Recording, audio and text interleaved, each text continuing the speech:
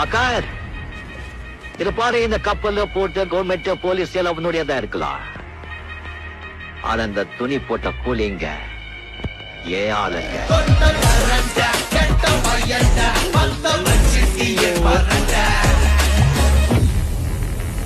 அவ செத்துட்டாங்க.